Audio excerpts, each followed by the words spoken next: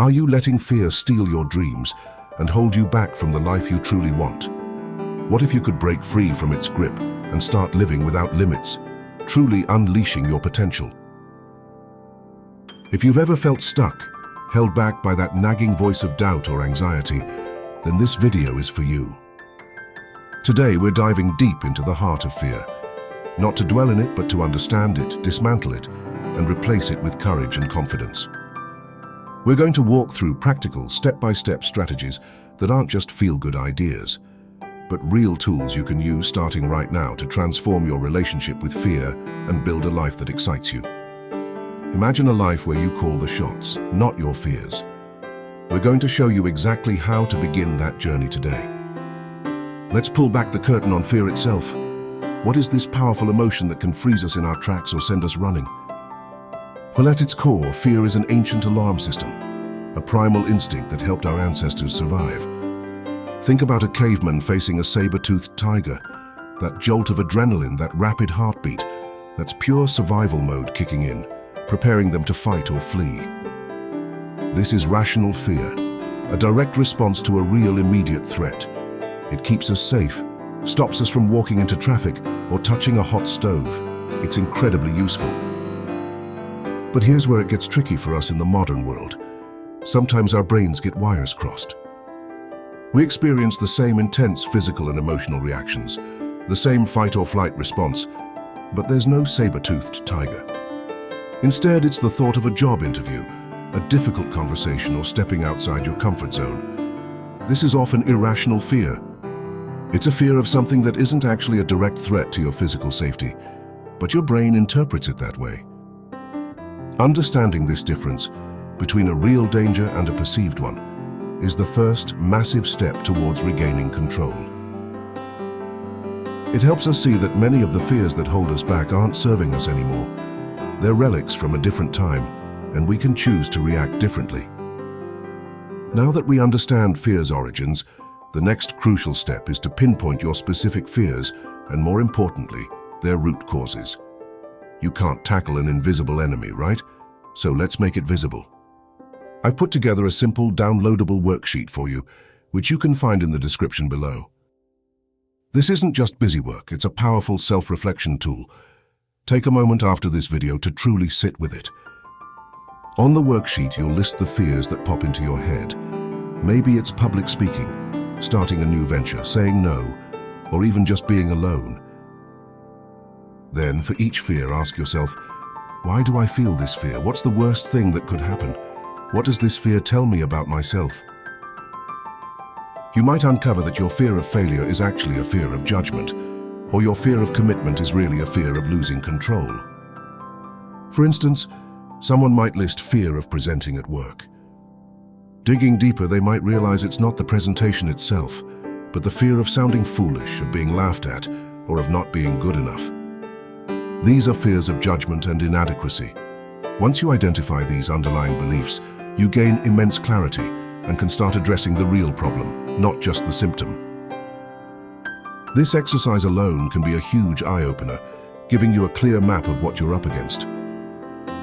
Once you start understanding what makes you tick and what truly triggers your fears, we can begin to build something solid within you: self-worth. Think of self-worth as a strong inner shield against fear's jabs.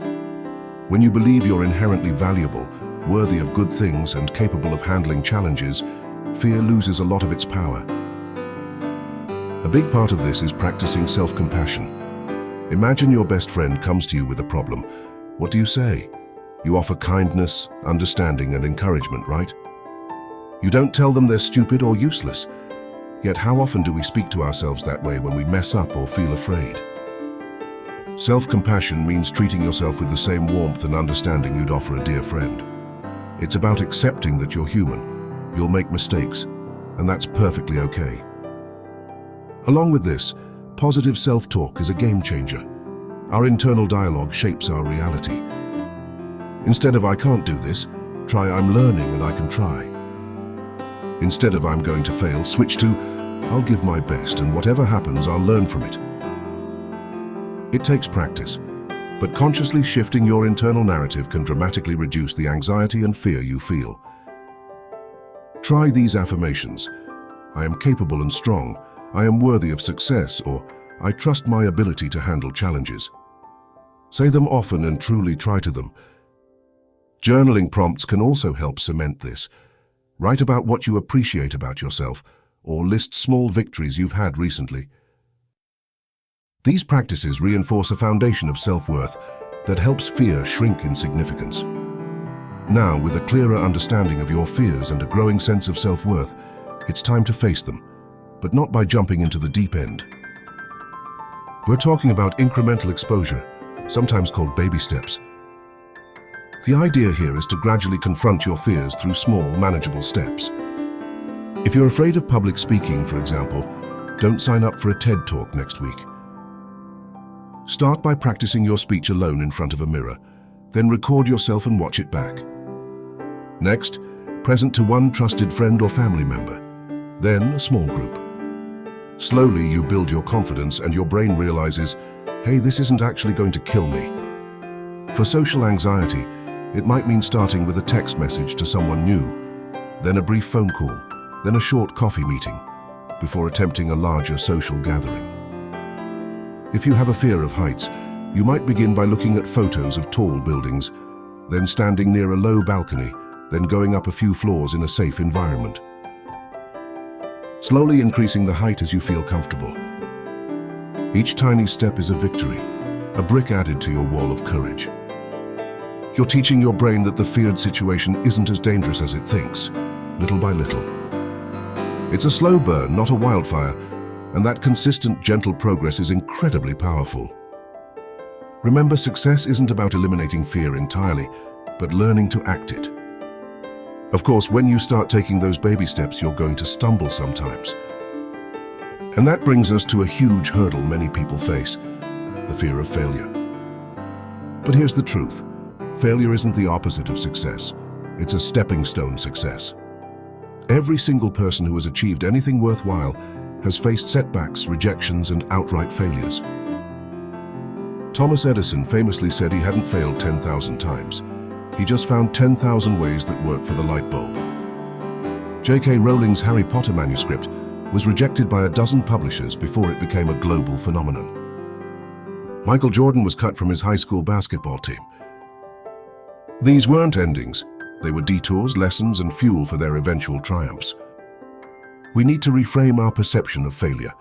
Instead of seeing it as a sign of inadequacy, view it as valuable feedback. Ask yourself, what did I learn from this? What will I do differently next time? How can this make me stronger? When you approach setbacks with curiosity instead of self-judgment, they transform from painful ends into powerful beginnings. This mindset cultivates resilience, the ability to bounce back, dust yourself off, and keep moving forward, knowing that each failure simply refined your approach. Finally, and this is a big one, you don't have to do this alone. Trying to conquer your fears in isolation is like trying to lift a heavy weight without a spotter. Cultivating a supportive environment around you can make all the difference. This means surrounding yourself with friends, family members, or mentors who believe in you, offer encouragement, and provide constructive feedback without judgment. These are the people who will cheer you on when you take a small step and pick you up when you stumble. They can offer new perspectives or simply be a listening ear. If your fears feel overwhelming, or if you're struggling to make progress, remember there are incredible resources out there designed to help. Don't hesitate to look into support groups, where you can connect with others facing similar challenges, or consider speaking with a therapist or a coach.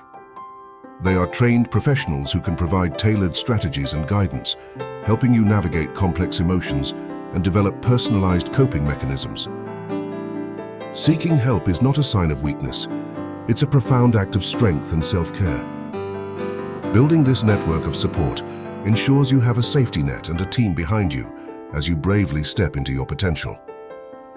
Take one small step towards conquering your biggest fear today. Share your experience in the comments below and inspire others on their journey.